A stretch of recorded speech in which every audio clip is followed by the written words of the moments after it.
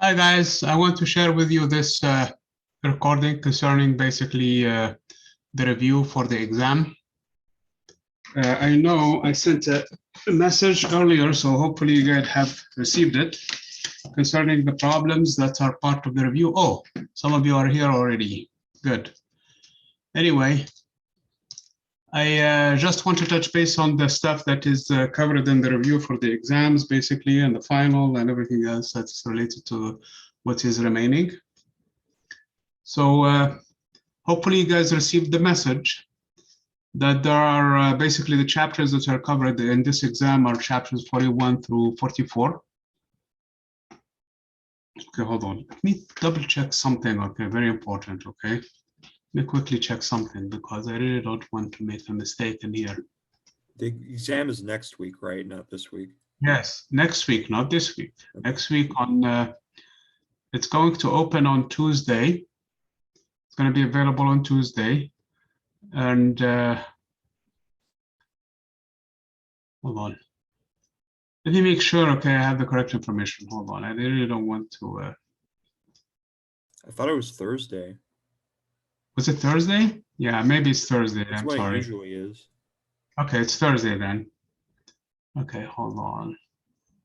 Let me make sure I get the correct information in here, okay?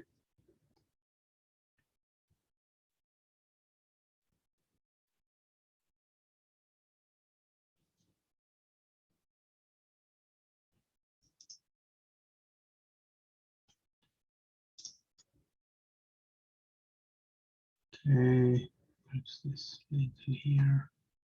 And it takes me all the way to week 2.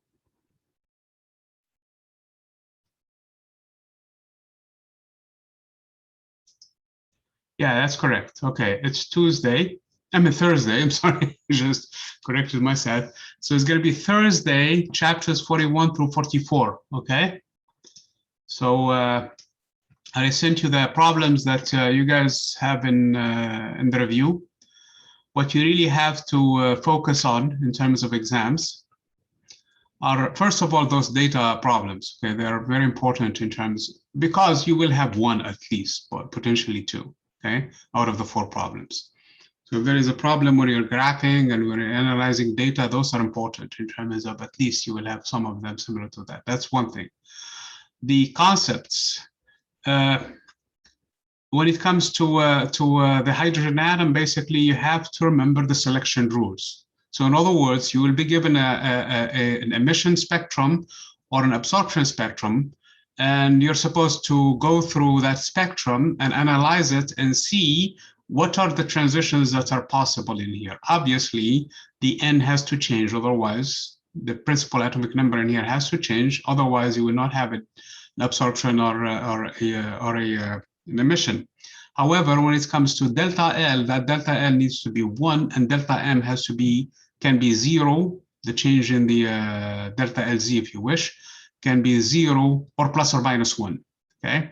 So the selection rule is very important when you're trying to basically see which energy levels would be needed in order to correspond to those energies. So that is something, and I think we've covered several examples from that.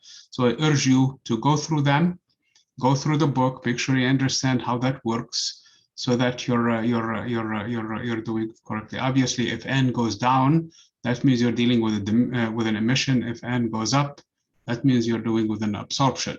Okay, so that's the only difference. So that is really irrelevant, honestly. So it doesn't matter. Okay, we're focusing really on the atomic numbers in here, the L and M. Okay, so that is one thing.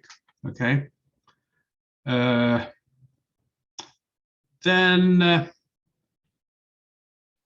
let me try to go through the concept. There is another concept that I can tell you up front about it, and that is also for the conservation of the nuclear, basically, or the quantum numbers when it comes to nuclear elementary particles. And they are the baryon number, the lepton numbers, and there are 3 of them, Le and L, what is it, the mu1 and also the tau. So there are 3 out there. And then there is the charm and the strangeness also that needs to be looked at. So in other words, when you consider nuclear reactions, one, basically, or several of them, to another, so from reactants to products, you have to monitor to see, did the baryon number change or not? If it did not change, then yes, means you're in good shape. Then the same thing. And the leptons, they have to be individually conserved. Whether it's an electron, you started with an L equals to +1, then you have to start for an L for the electron is equal to +1. Or if it's -1, if it happened to be an entire particle of whatever you started with, okay? So that is important. And also the charge, that's usually a very important part of the conservation. And so that is in terms of, also in terms of the energies when it comes to these nuclear reactions. Don't forget that most of the times we're using relativistic energies in this case, conservation of energy, conservation of momentum. Momentum, like for example, some of the problems we have a particle that all of a sudden decays into two different particles. So the initial momentum is 0. So the final momentum has to be 0. If one of them goes one way, the other one goes in the opposite direction with an equal momentum. So PA and PB are the same in magnitude. Then you plug that into the equations of the energy, and the energy in this case is square root of the rest energy squared plus the P squared C squared. Okay, the difference of that with respect to the rest of energy is your kinetic energy. So this is some of the things that you have to look at. I can give you the problems 41, 42 from chapter 44. Problems 48, 49, and 50, those are good examples, and I know I did some of them online. If you have difficulty with them, please let me know. So those are the two key concepts. There is another concept that slipped my mind right now. Look at the book in here. Oh, chapter 39, that's before. Yeah, the quantization in general, when it comes to chapter 42, is very important. Basically, when you have, the other one, part of the selection rules. So the selection, there are two selection rules, okay? One, the first one I mentioned, were for the atoms, okay? Going from transition to the other one is for the molecules. For the molecules, you have two quantum numbers to keep track of. The first one is your old angular momentum, and that obeys the same rules as the atom, that of the atoms, yes. But also you have now the vibrational number, which is again changes by 1. Okay, so the atom can go from transition from, the molecule can go from 1 to 1. So in other words, review the both transition rules for the atoms and the molecules. One of them is from chapters basically 41 and 42 for the atoms, and then the other one for the molecules, and both of them, they are very close from one another, except that there is one of them has an extension coming from the vibrational oscillations.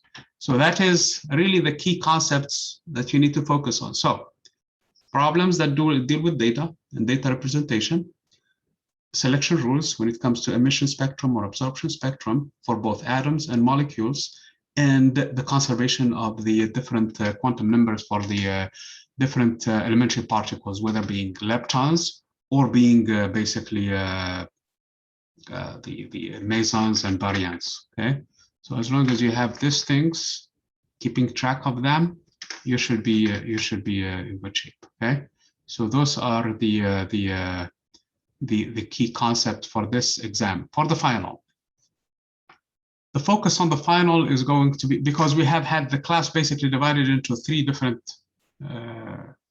sections. The first one is going to deal with 2 main problems that you probably have to review.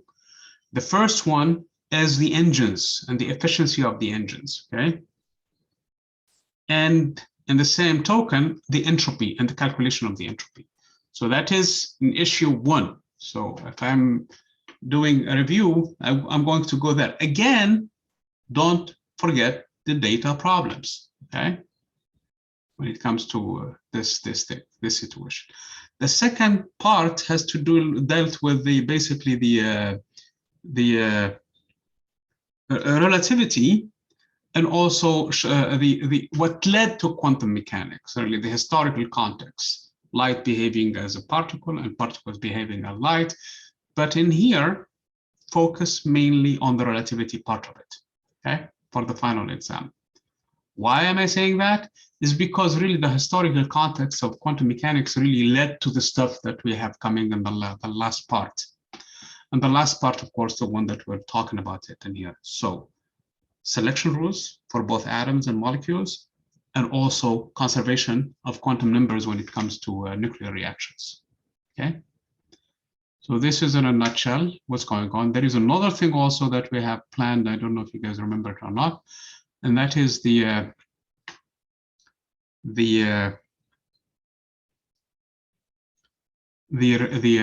post-exam, post-test that I want you guys to also take, which is very important. And in terms of labs, I think the last lab that you guys have is going to be it. So that's going to be, because the other lab, I really don't have the graphics for it to really properly translate it into an online lab. So it couldn't do it. If we were in class, basically, you would be given a bunch of pictures, really, from different kind of elementary particles as they go through the cloud chambers. So those pictures, you're supposed to track those particles and draw based on the curvatures, what type of particle is it, and mass, and so on and so forth. So you're supposed to basically track down the nuclear reactions. There is no review for the post-exam, okay? Post-exam, there is no review. It's, in a sense, it's similar to the pre-exam. Is it just okay? the same questions, or is it just, there's a difference? No, there is a difference. They're different a little bit, okay? So in terms of the labs, like I said, the last lab, and I know one of you asked, and I think he's here, Robert is here, yes. He asked about the lab. There are two kinds of instructions. There is one that says the web version, and another one that says basically without web. So you're supposed to really fill out the web version. And the other one is actually was included in there because it has more instructions in it and more insights in it. So use that to help you with finishing the lab. In terms of homework, I was going to assign stuff from the homework, but honestly, I found it a little bit convoluted, more than what we had before. So we're going to be happy with what we have. So in other words, your homework was really, for the second part in here, dealing with these problems that I was doing. A lot of them, I did not finish them. No, not actually, probably half of them, I did not finish them. I just give you the idea. Here is how you're going to proceed. So go ahead, look at it. This is what the main idea. Some of them I went into very much detail all the way toward the end, okay? So that is part of what you're supposed to do, because you're reaching a point in your education where you're supposed to really be more into taking the you need to be proactive yourself into your learning. So you're reaching a point in your level where you're actually the one who is going to go and do all of these things and research it on your own. So you don't have to have somebody with basically, I mean, like do this on you. Otherwise, so there is a little bit of freedom in here. So like I said, I didn't really like very much. I went honestly through them, and they muddy things a little bit. So I thought discussions that I was carrying with you guys on problem solving for every single chapter was enough. Now, in terms of lecture, I know you guys looked at the last chapter, and I really hated it, honestly, because it's really a story, no more, okay? Because in order to really approach it correctly and discuss it properly, you really have to get into a little bit of quantum field theory.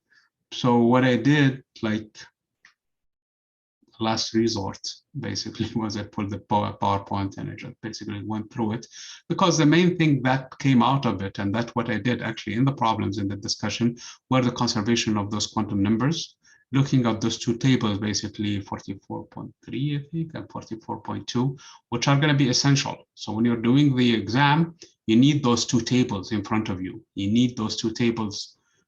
You need to be looking at them, because you will have, after you, okay, did the baryon number change or not? If it did change, then you're looking at least at a baryon particle in there, okay? If it did not, then the particle could be either a meson or it could be actually a lepton. And then you keep track of the other numbers until you have everything correctly, and then you zoom in on the particle. Then if you're asked to find how much energy, kinetic energy, was released, or basically, or the net kinetic energy that was there, or the energy that was needed to be added for this to happen altogether, is that now you know the particles that went in, you know the particles that came out. Just take the difference between their energies, because now you can go back into the table and find their rest masses in there. Okay. So that is, in a nutshell, really what I have in mind about this whole thing. And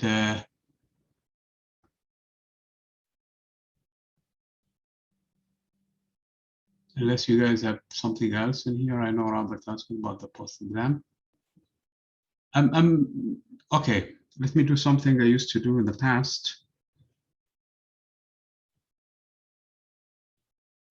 Or no, we didn't do it in the beginning. In the past, what I used to do is you go back into the pre-exam, and whatever you earn in it, points are going to be added toward the first exam. And then we go to the post-exam and do the same thing. But since we didn't do it nowadays in the first exam, so I really cannot go back and because some of you probably were not taking it seriously, so they say, well, you might say, oh, if I had known that, I would probably have prepared more for the pre-exam. So we're going to leave it up to you guys to also do it, but please do it, take care of it, because it's very important for the college, really, more than anybody else, to see where we stand and what kind of things we need to change in terms of the course and things like that. Professor, what is the post-exam that you're talking about? Because I was looking at the syllabus and it wasn't on it. What exactly is it? It's not on the syllabus. I thought it was. Hold on.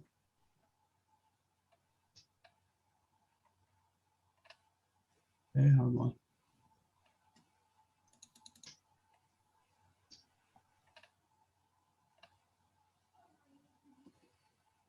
It's not being listed in there, but it should be. Hold on, let me check. Control F.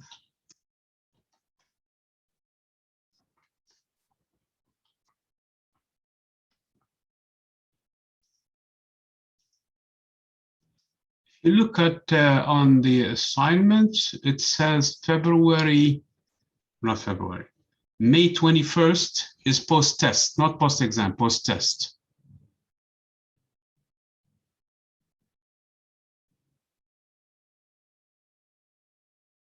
Okay. Okay, thank you. Okay, no problem. So there is a pre-test, which was due on January 26th, immediately after we started. And there is a post-test that is due on Friday, May 21st. Okay.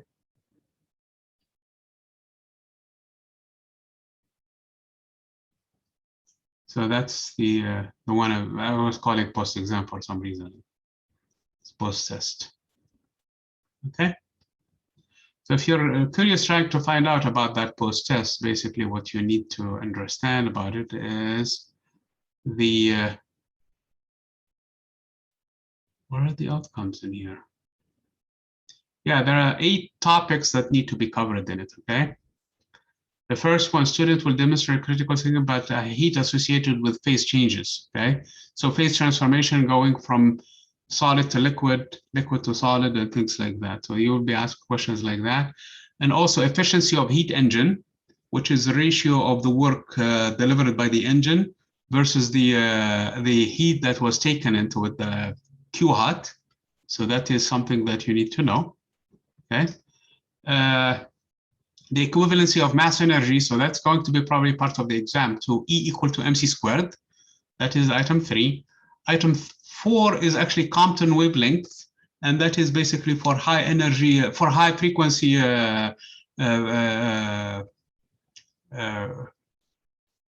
photons. If you guys remember from the Compton scattering, it basically goes through so that it changes its, depending on the direction you're looking at, it changes its wavelength. And the hydrogen atom, namely the 3 main members NLM, okay, plus S, okay, which I forgot to mention earlier about the selection rules. Usually it doesn't, we don't care about it being, it doesn't change. Delta S is equal to 0. So there are 4 quantum numbers that needs to be you need to do for the and the different energy levels, SPDF and all of that thing, part of the chemistry. The Fermi energy level for the solids and liquids, basically when you have how the atoms, not solids, I'm sorry, for the conductors and for the insulators, and how where the energy level, where the Fermi level will determine its conductivity and metallic properties. That we had a discussion a long time ago when we had immediately after the atoms. And fission reaction, I think this needs to be changed. Why is it specifically fission? Why is it important? I don't know. Okay. Fission reaction, basically when you have a heavier particle, usually a heavy atom, nucleus, and because of its instability, because of the fact that you have the electrostatic force in here between the separated parts, between the protons sitting on different parts, albeit you have the nuclear force trying to glue them together, but the atom will be stable. So the minute you're hit it by something, it splits apart. And the leptons and the hadrons, which are part of this exam anyway, okay? So these are the quantum numbers, LE, what is it, the mu1, L mu, and L tau. That is for leptons, and the hadrons, you have the B number, which is the main thing, okay, for them. So those are okay, I did not do this, but I think probably you could do that too. And if you have difficulty understanding, please let me know. What you could do for those nuclear reactions, instead of working with those B numbers globally, you can look exactly, let's say, for example, you start with the proton. Proton is what? It's an up quark and another up quark and a down quark. So now take just the quarks and focus on them and see what happens. A neutron is an up quark and 2 down quarks. So you can focus on the quarks and see what happened to them. And that will give you also the conservation of the quantum numbers, because in the bottom of it and the heart of it is just these numbers. I mean, if it's a meson, then in this case, you don't have 3 quarks, you only have 2 quarks. And the leptons, they are actually elementary particles by themselves anyway, okay? That is basically the whole idea for it. So, so these are the 8 items in here. I'm going to suggest that we remove this fission thing in here. This is, again, I cannot do it now. It's too late. This has to be done in a college-wide. So this has to be done actually for the entire department. So for right now, there is no change. It's still there, okay? It's still part of it there, okay? Somebody was thinking that fission is very important, so they included that. I would think that fusion is actually more important, honestly. And, you know, one of the nuclear reactions, and I think in problem 41 from chapter 44 dealt with that one. How in the world, and this is true, this is a big problem, and how you evolve with it. When I was actually in high school myself, I wrote an article in the magazine of the high school, basically describing the nuclear reaction in the sun.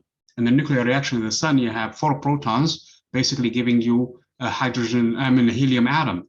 2 of the protons would transform into neutrons. And then when they transform into neutrons, so now you have 2 protons, 2 neutrons, which is the alpha particle plus the emission of the neutrino and also the positron. So that is basically the nuclear reaction that you have in there. But I was puzzled with the problem. And honestly, I didn't understand it. And I did not even know it was a problem until a little later, where how in the world I'm going to go from a proton that has this much mass to a neutron that is slightly more massive. And in addition to that, there is a positron, which has also mass, which is half a meg of mass too. And in addition to that, there is a neutrino, albeit it's 2 neutrinos, as a matter of fact, albeit they're small in mass, but they have a finite mass nonetheless. Plus on top of that, an energy, which powers the whole sun. So that's a problem. Where is this thing is coming from? Okay.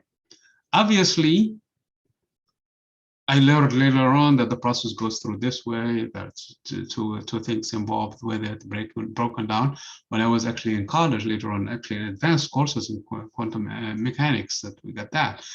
And then it's still, when I went to graduate school, to be honest with you, one of the classes you take is quantum field theory, and the problem becomes even far more complicated. This is the same problem. Problem 41, by the way, that's what that you're looking at. Just 41. Let me make sure. I don't mean to give you the wrong problem.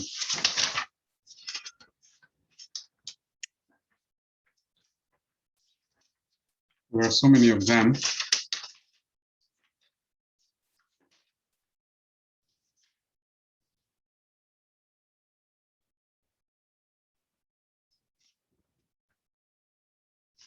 Which problem is it? It's not 41 anymore. 41 has 2 protons, give you a proton plus a lambda particle. And then you have a kaon, the part B is kaon and neutron. And then a proton and an antiproton, they cancel. So which problem I was thinking about? Estimate the.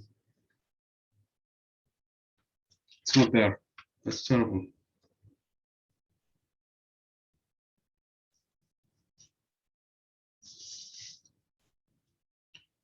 Could it be one of the problems that we did from previous for the sun? Remember when they talk about the sun, the nuclear reaction in the sun?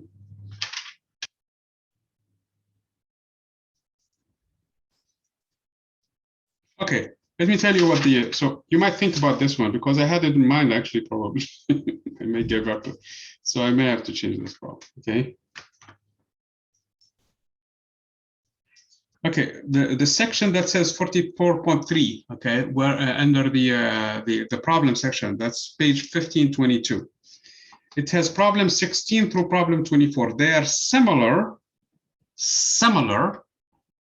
to problems 41, 42.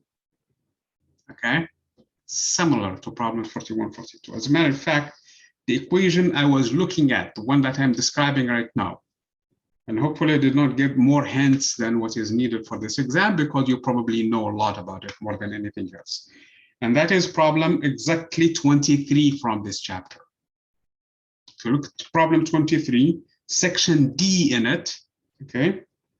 You have a neutron becoming a proton plus an electron, a regular electron, plus an anti-neutrino, an anti-electron neutrino, okay? If you take this nuclear reaction and reverse it, that is the one I was describing. That is the one, as a matter of fact, the,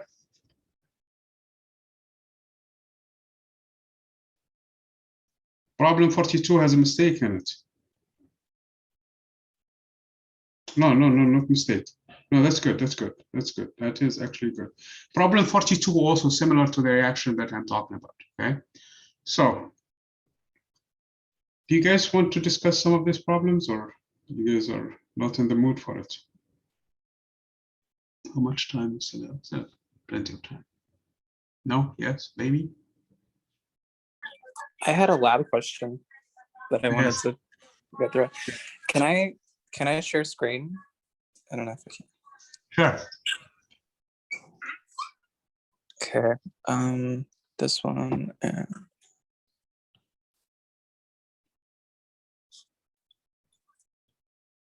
Is it working? I don't see it. Okay. Let me see where is the lab in here. Which lab is that? Lab 9? Lab 8. Lab Oh, is it 8, working okay. now? Oh, yeah. So, the lab sets I had to take the average of the values, but when I did that, I got like as you see, a 47.8% error. Or if I just took the difference, I got a 0.07% error.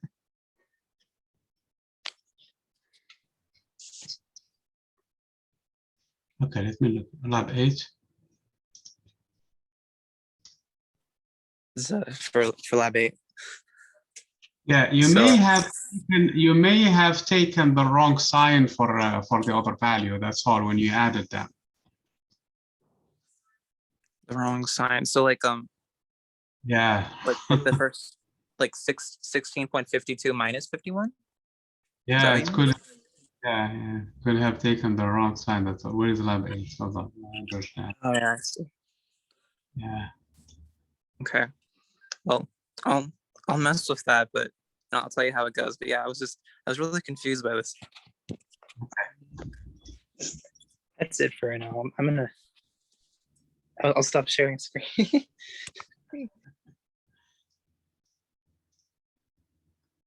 Did you mean the one with the scattering?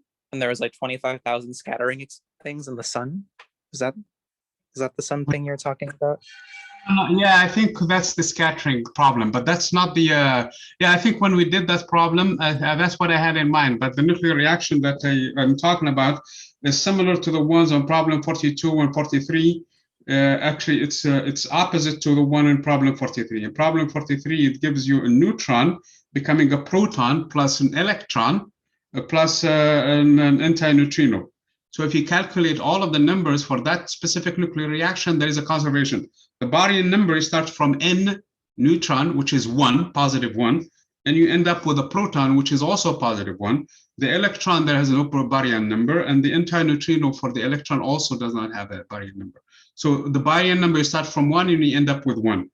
I'm looking, if you guys are trying to think to follow me, I'm looking at problem 23 from page 1522, and that is section D of it, because it has so many nuclear reactions. And then also in terms of the lepton number, in terms of the charge, which is very important too, and that's something you have to take into account. The neutron has 0 charge, the proton has a positive 1 charge, and the electron has a negative 1 charge. And in this case, positive 1 minus 1 is 0. So the charge, you start with 0, you end up with 0. So that's good. Up to this point, you're good. The lepton numbers, for the only one that you have to talk about right now is for the electron-lepton number. So in this case, you start with 0. The proton does not have a, so both of them, neutron and proton, do not have that. So you look at the electron. The lepton number for the electron is positive plus 1, positive 1. And the anti-electron neutrino has a negative 1. So that also cancels. Plus 1 minus 1 is equal to 0 because you start with a neutron that does not have any. So everything is conservative here. So when you analyze that equation, it looks beautiful in terms of the nuclear numbers, quantum numbers.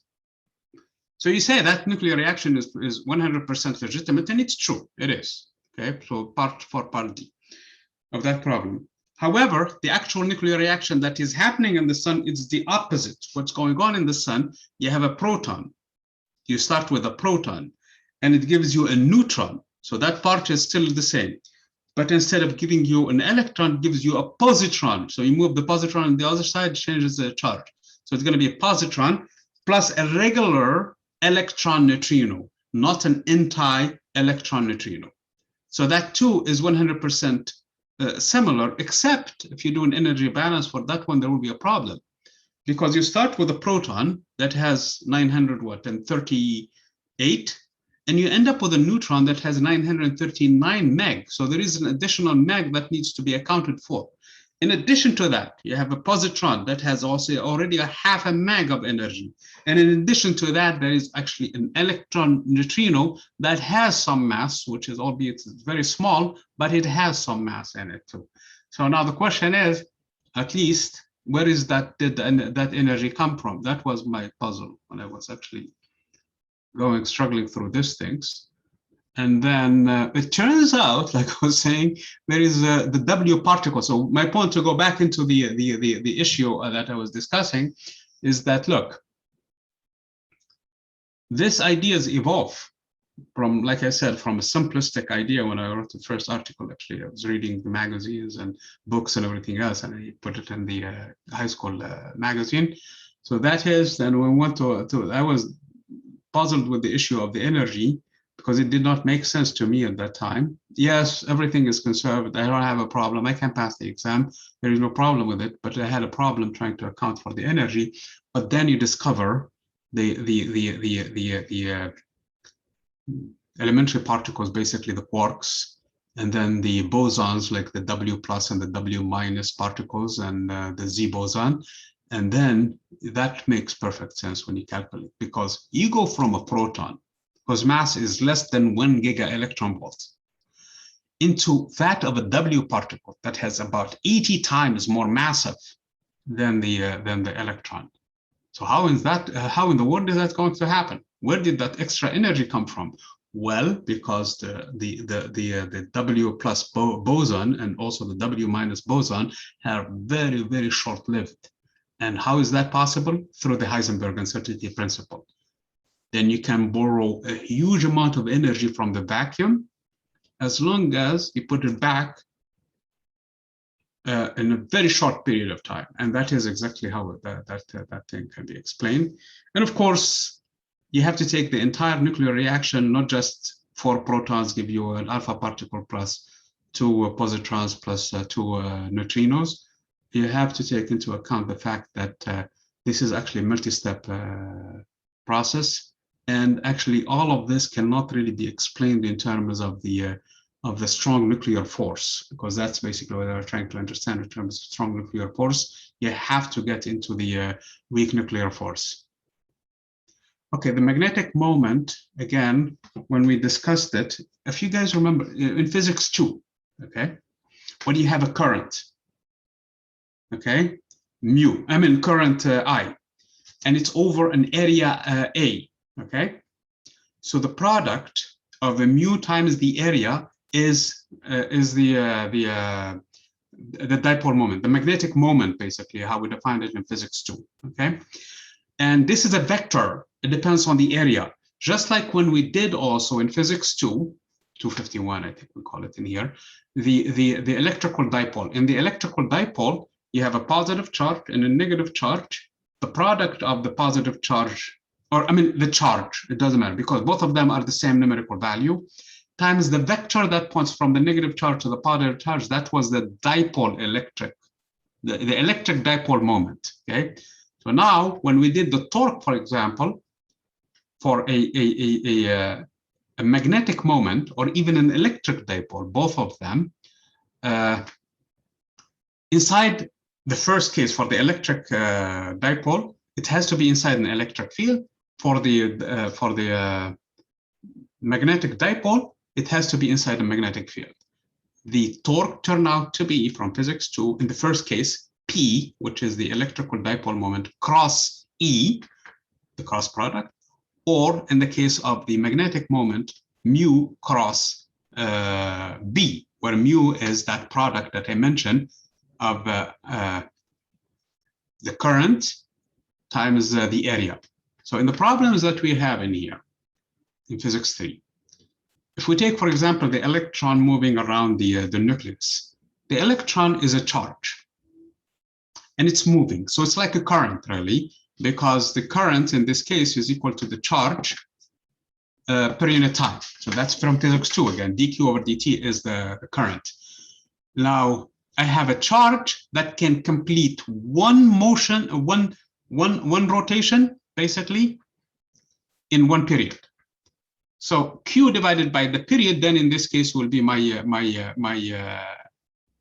current. Okay, don't forget that you have to multiply by pi r squared to really get into the whole thing in here, where r is that Bohr's radius in here. Now, to get the magnetic moment itself, mu by itself, okay? So, but the period in this case is related to how fast the particles are moving and the distance traveled. The distance traveled is 2 pi r. That's the circumference, basically, of the motion. And the time and the speed is the speed v. That's the speed with which the electron is moving. So if you plug in everything, 2 pi r over v, that would be your period. And then you multiply that by your so this would be my current. The current is the charge, E, for the electron, divided by the time, and the time is 2 pi r, and the v will go upstairs. And you multiply that by pi r squared. Obviously, the pi, some of the pi's will start to cancel here, left and right. And you will end up with an r times v and times, what is it, times E divided by some quantity in the denominator that has some stuff in it. And you use the fact that now you're dealing with the angular momentum. All you have to do is multiply by m in the numerator and denominator. Because if you guys remember from physics 4a, physics 1, I'm sorry, physics 250 it's called in here. From physics 250, the angular momentum for a point particle is the linear momentum, which is mv, crossed with r, or r crossed with mv, actually. So that's exactly what you end up with. Okay, again, I'm trying to do an example. Here is a loop, correct? Yes? Yes. No current whatsoever in it. If I run a current through it, so basically what you will have a current in here, and if I connect it to the battery, then I have a current running, so I will create a magnetic field. So this will become a magnet, correct? Yep. I didn't do this, but assuming that I can do it, I don't have a battery holder. I have the battery, but I lost my battery holder for this one. If I do it, and a place, and let's say there is a magnet now that is induced because of Faraday, because of Ampere's law, then if I take this one magnet and put it next to it, there will be an interaction between the two. So that is one way of looking at it, okay? So is one the way, magnetic moment the interaction between it? Like, so the magnetic moment in this case is a different interpretation of the same phenomenon. The phenomenon that I just described is, look, I have an electromagnet once this one is connected to a battery. Bring a permanent magnet to it, or even another electromagnet, and there will be interaction. The two magnets try to align one another. That's it. Okay, just like if I have these two magnets, and then I want to spin them, they will impact one another. So if I try to do it this way, no, they don't like it until I properly have them so that they interact. So now, accept the magnetic moment in here. Okay, let me give you another example. Can I use this? Can I share with you the screen in here? Let's give the electrostatic example. It's probably better. Okay. Let me give you the electrostatic. Let me share the screen quickly here. It's because the analogy is the same, okay? So from electrostatics, what you have in here, you have a charge. Let's say, for example, it's a negative Q and a charge that is positive Q. Okay, and let's connect them with a rod that has no charge in it, rigid, and no mass in it. So it's negligible mass, negligible everything. So the length of this distance, usually we call it 2D. Okay, that is the distance. And if you do the math and the stuff like that, you will see what's going on. Now, if you place this whole thing inside an electric field, and the electric field is this way. Okay, so what's going to happen in this situation, this charge will try to move this way, this charge will move in the opposite direction. So there is a force in here that is equal to QE, and there is a force in here that is equal to negative QE. And of course, the two forces are equally in magnitude because the two charges are the same and the electric field is the same everywhere. So in this case, the two forces cancel each other, basically. At least the whole structure does not move left or right or up and down.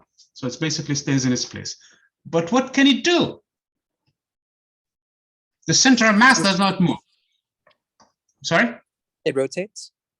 It spins. Very good.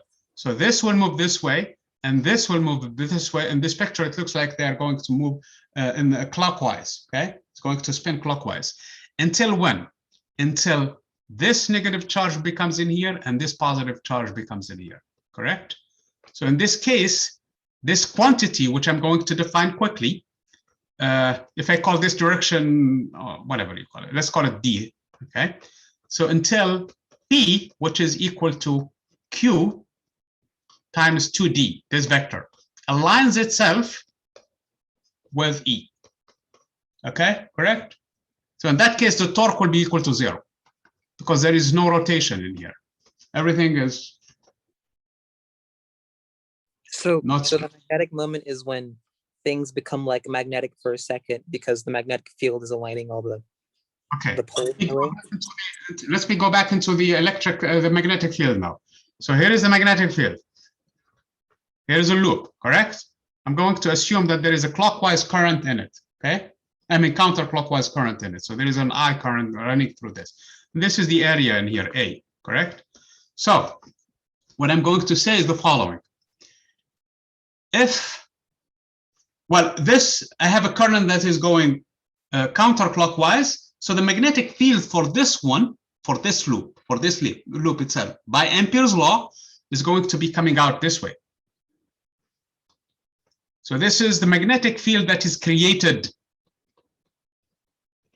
Correct? Correct. So if I take this whole thing and place it inside a magnetic field that is this way, so this is the magnetic field that is applied. And the analogy is actually clear too, because these two charges create their own electric field, and so you can do that too with the electric field. So in here, I have a magnetic field that is pointing this way. And this is the magnetic field that has been applied. Okay? So in this case, if this magnetic field will try to spin to align itself with the other one, that's all. This is actually the principle of the motor. This is how the motor works. Okay? This is how motor works. So what you do in this case in here is you have two magnet, which is outside, and you have coils in here that you run currents through them. Here are the inputs for the current. You run currents through them, and as the current runs through this ones, they will create their own magnetic field, and they try to align. But except that there is a problem. Sometimes the current is discontinued actually through this my finger trying to go to there. This brushes, so it causes a disruption of the current. The current flips and it keeps on going. So this is the principle of the motor actually, because again, this is an induced magnetic field in here due to the current, and this is actually an external permanent magnetic field. Okay, so that is the same thing in here. They're trying to align. So what I say in this case is, instead of describing it with this be created and all of that, I'm going to define a new quantity, and the quantity is going to be mu. This mu is equal to, by definition, is IA. Okay, if I do the calculation, it's going to be about the same thing. Okay, where IA, the area in here has to be in the same direction of the current. Since the current is going counterclockwise, the area A, which is a vector, by the way. So this is the area A. Okay. If I multiply it by the scalar I, which is the current in this case, is going to be still, this is my mu now. If I do the calculation and find the torque in here, the torque is going to be equal to mu cross B. The torque in the other case is tau is equal to P cross E. This is why P wanted to align itself, because once they are aligned, tau is equal to 0. Because sine of 0 is going to be 0. That's what the torque is. P times E times sine of, when they are parallel, it's going to be sine of 0. So tau is equal to 0, which is a stable configuration. Same thing in here. Mu and B better be aligned. Once they're aligned, then in this case, you are going to have also zero torque, yes, which is a condition of equilibrium. If they're anti-parallel, if the mu is pointing this way and B is pointing this way, this is also condition of equilibrium, but it's not stable. And that's the principle of the motor, because the minute you flip the polarity, it's still equilibrium, but this one is slightly nudges itself to the other direction, in which case it's going to flip completely so that mu and B align themselves. Okay, so this is true on this level from physics 2. It is also true in the case of the atom. So if the atom has its own basically current, okay, there are two phenomena for the atom. Okay, I'm describing the orbital motion. In the orbital motion, you have an electron going around the circle around the nucleus, and that is exactly similar to this picture. So now if you apply an external magnetic field, it wants to align itself and it becomes magnetized, if you wish, if the entire material becomes behaves this way. But that's not the full picture in the case of atoms. The electrons themselves, they have their own spin, and their spin also wants to align with itself with the B field, which is always taken into the Z direction. That's where the M number came from, which is a projection of the angular, because if you do the math, like you said, since you mentioned that, you will find that mu has to do with the angular momentum. Okay, but the angular momentum in here is. Sorry. Oh, thank you. That really helps a lot. Sorry. Okay.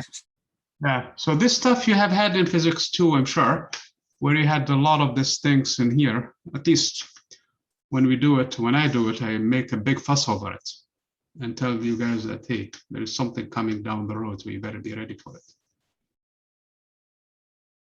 Okay. Can I share screen about the radial? I had a question about the radial Schrodinger equation. Kind of wanted to take a look at it. So you're not speaking if your microphone went off. Oh, so can I show you another question? Go ahead. Let me see. I'm trying to select more photos. Okay, figured it out. Let's see.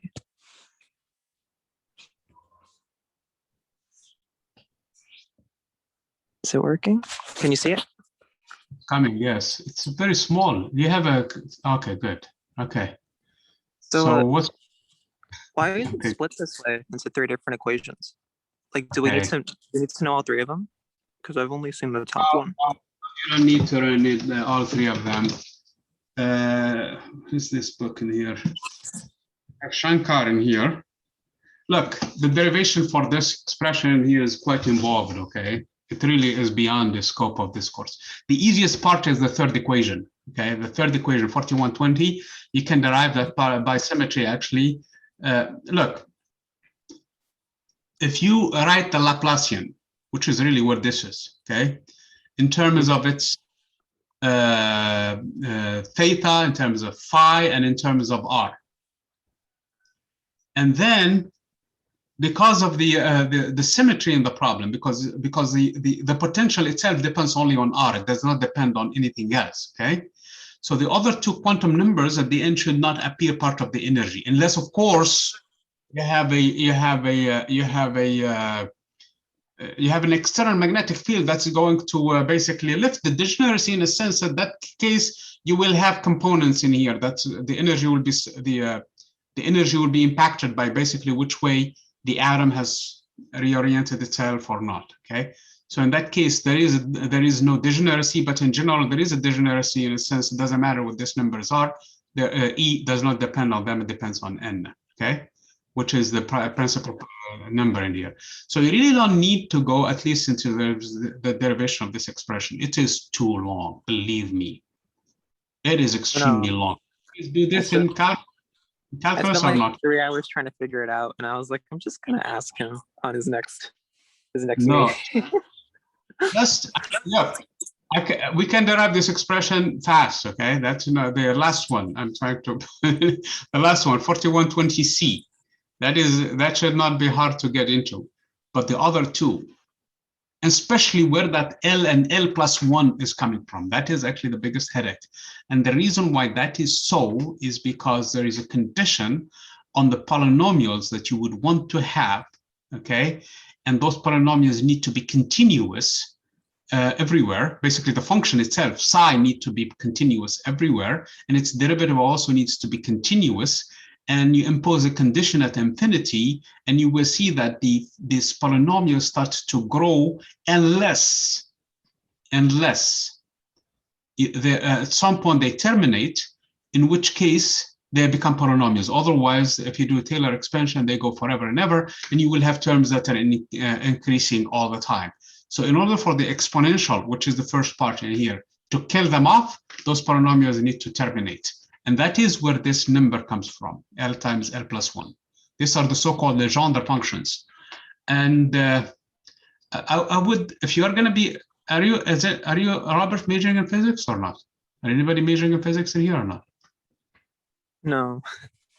Okay, because if you are, you're going to be sick of this stuff in here at some point. These things in here. Okay, so basically you're going to get into the Legendre functions and the so-called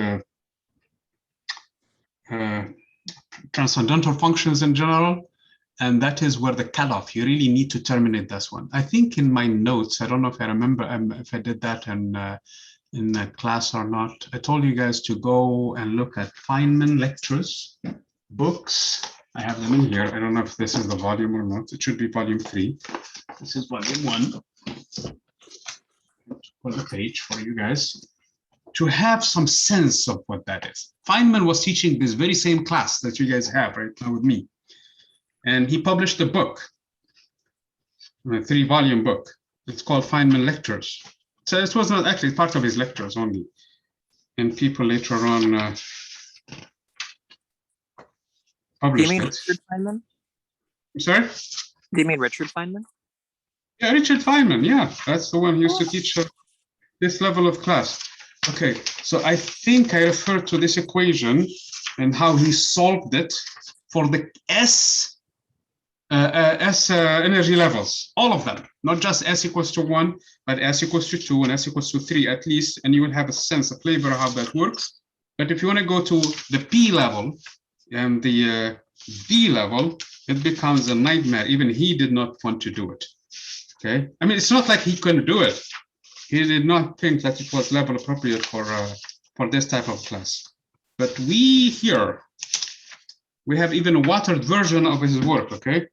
I'm trying to tell you to go to page, the general solution for hydrogen, and that is page, or section 19.4 from the Feynman Lectures, okay? He goes through the derivation for, and that is where the L+1 will come in at the end, okay? At least for the S energy levels, okay? So my suggestion for you, and he even dropped manually, okay, for the P level, okay. Oh man, I wish we have a little bit of flexibility on how to do these things. Okay, read chapter 19 from volume 3, which I provided the link in my syllabus anyway. I usually do for all of the entire lectures, which are free, by the way, on Caltech's website. So go there and look at section 19 from volume 3. You should be able to find a better explanation than what I just did for this 3 equations. Gotcha. I'm gonna stop sharing screen. Okay. Gotcha. Yeah. And then what was it? The effective nuclear charge. It's like ZEFF. Do you know what I'm talking about? Okay. That is, you're trying to basically model other atoms after the hydrogen atom. Okay. So most of the times, if I really don't do problems with these things, honestly, because they rely on some approximation theories that I personally don't find very much appealing. So I don't really put into the problems too, okay? So that's in a nutshell what I'm trying to tell you. Because look, what you're saying is the following. Here's the problem. If I have the hydrogen atom has 1 proton, 1 electron, so I can solve that, and basically we have the problem. And so even there, you saw what I was telling you, I mean, that equation that you just shared. Now, how about if I go to the helium atom, which is the next one in level? The problem becomes so complicated. And let me tell you a little bit of how complicated it is. You have 2 positive charges in the nucleus. Ignore the problem, the fact that there are 2 positive next to one another, which can Coulomb's force cannot resolve. You really have to get into elementary particles to understand what's going on in there. Plus 2 protons, which have no say whatsoever on the electrostatic force. But you have an electron being pulled to the hydrogen nucleus, to the helium nucleus, by the electrostatic force. But it's being repelled by another electron, in this case, next to it, in the same energy level. So if I'm going to write this equation by itself, I will have, in order to fix it, I will have the potential due to the attraction between the proton and between the nucleus and the electron, and between the proton and the proton. That is one equation. But there is another equation for the other electron that I also need to write. So I will have so many equations already to solve with a coupling between the hydrogen atom. Now I have to do approximations. There is no way I can solve this one. And this is the easiest of them all. After supposedly the hydrogen. Hydrogen is solvable 100%.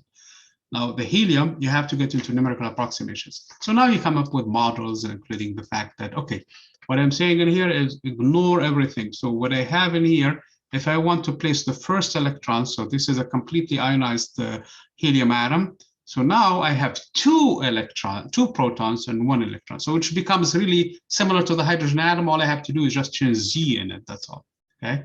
And keep on doing this one until we come up with this model. And then you will have a different energy levels in here, which are called the K, L, M, and so I really did not want to get into this too much because it really relies on some approximations. I'm hoping if you're going to major in stuff like this one, you're going to take more advanced math tools and more advanced, basically, physics tools. And this is actually where chemistry at some point overlaps a lot with physics, okay? Because chemists are really focused on what's going on in terms of these interactions, and they are focused mainly into how these things combine into different molecules now so that they interact with one another and they provide those things.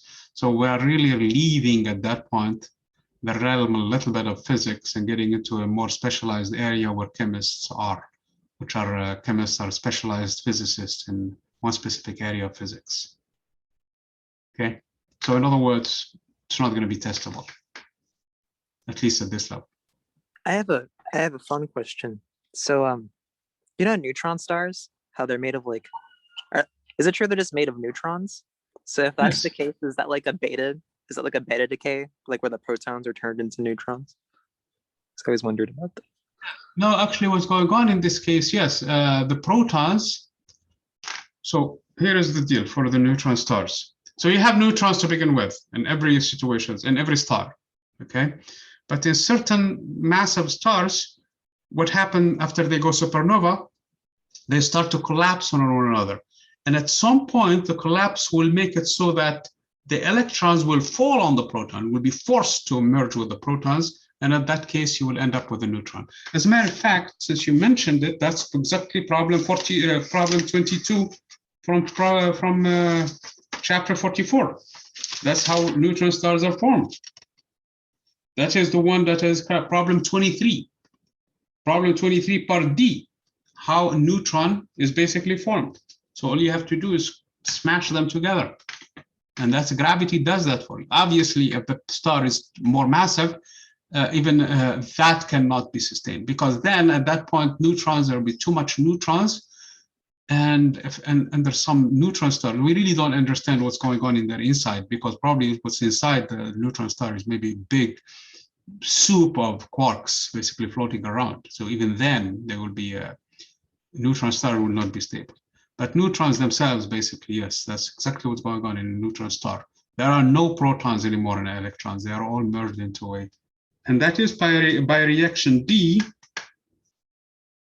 from problem 23 from page 1522.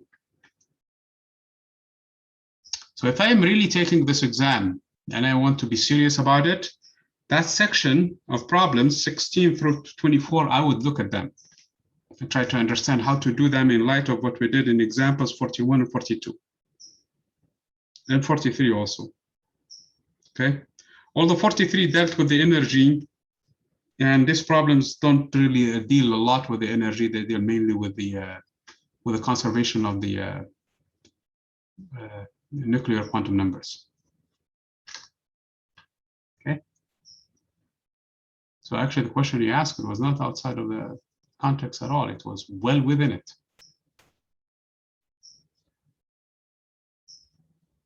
Silly question. 16 through 24 and 43 are all questions from chapter 44. Yeah, they're the small brothers, if you wish, or small siblings of problems 41 and 42. 41 and 42 were a little bit more in depth, okay? Problem 40 also was more in depth, except, and the one that I think I solved together with you guys on this one, posted on YouTube, is actually 40, 41, 42. But these ones are a little bit more, if you wish, a tamed version of those two problems.